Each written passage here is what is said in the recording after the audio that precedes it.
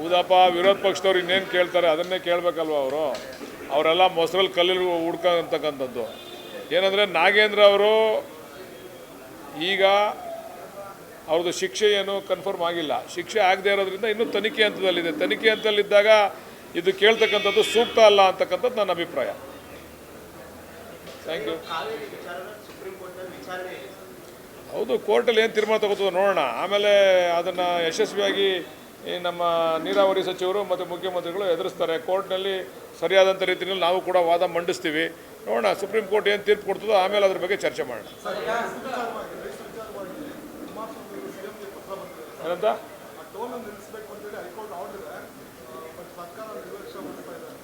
ಆಯಿತು, ಹೈಕೋರ್ಟ್ ಆಡಿದ್ರೆ ಕಂಟೆಂಪ್ಟ್ ಆಗ್ತದೆ. ನೋಡೋಣ, ಮುಖ್ಯಮಂತ್ರಿಗಳು ಕೂಡ ಅದಕ್ಕೆ ಉತ್ತರ ಕೊಟ್ಟಿದ್ದಾರಲ್ಲ. ನನಗಿನ್ನೂ ಕೂಡ ಪತ್ರ ನನ್ನ ಕೈ ತಲುಪಿಲ್ಲ, ಅದೇನು ಪತ್ರ ಬರೆದಿದ್ದಾರೆ, ಮತ್ತು ಸಾಧಕ ಬಾಧಕ ಕಾನೂನಲ್ಲಿ ಏನು ಆಗ್ತದೆ ಅಂತಕ್ಕಂಥದ್ದು ನೋಡಿ ತೀರ್ಮಾನ ಮಾಡ್ತೀನಿ ಅಂತ ಹೇಳಿದ್ದಾರೆ ಮುಖ್ಯಮಂತ್ರಿಗಳು.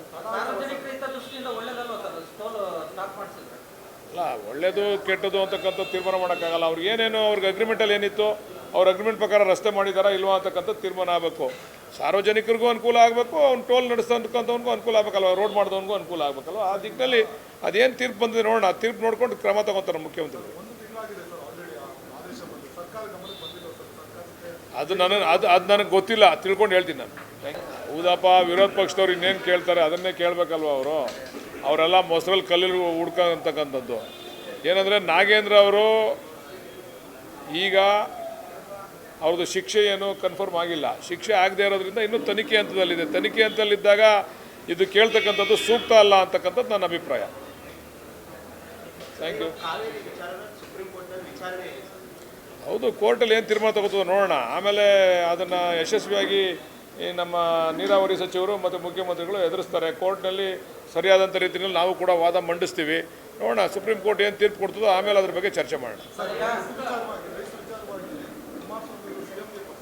ಏನಂತ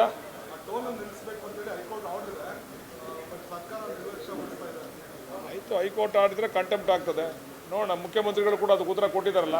ನನಗಿನ್ನೂ ಕೂಡ ಪತ್ರ ನನ್ನ ಕೈ ತಲುಪಿಲ್ಲ, ಅದೇನು ಪತ್ರ ಬರೆದಿದ್ದಾರೆ, ಮತ್ತು ಸಾಧಕ ಬಾಧಕ ಕಾನೂನಲ್ಲಿ ಏನು ಆಗ್ತದೆ ಅಂತಕ್ಕಂಥದ್ದು ನೋಡಿ ತೀರ್ಮಾನ ಮಾಡ್ತೀನಿ ಅಂತ ಹೇಳಿದ್ದಾರೆ ಮುಖ್ಯಮಂತ್ರಿಗಳು.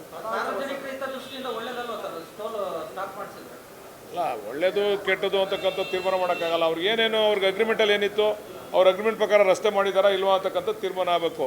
ಸಾರ್ವಜನಿಕರಿಗೂ ಅನುಕೂಲ ಆಗಬೇಕು, ಅವ್ನು ಟೋಲ್ ನಡೆಸ್ತಕ್ಕಂಥವ್ನಿಗೂ ಅನುಕೂಲ ಆಗಬೇಕಲ್ವ, ರೋಡ್ ಮಾಡಿದವನಿಗೂ ಅನುಕೂಲ ಆಗಬೇಕಲ್ವ. ಆ ದಿಕ್ಕಿನಲ್ಲಿ ಅದೇನು ತೀರ್ಪು ಬಂದಿದೆ ನೋಡೋಣ. ಆ ತೀರ್ಪು ನೋಡ್ಕೊಂಡು ಕ್ರಮ ತಗೋತಾರೆ ಮುಖ್ಯಮಂತ್ರಿಗಳು. ಅದು ನನಗೆ ಗೊತ್ತಿಲ್ಲ, ತಿಳ್ಕೊಂಡು ಹೇಳ್ತೀನಿ ನಾನು.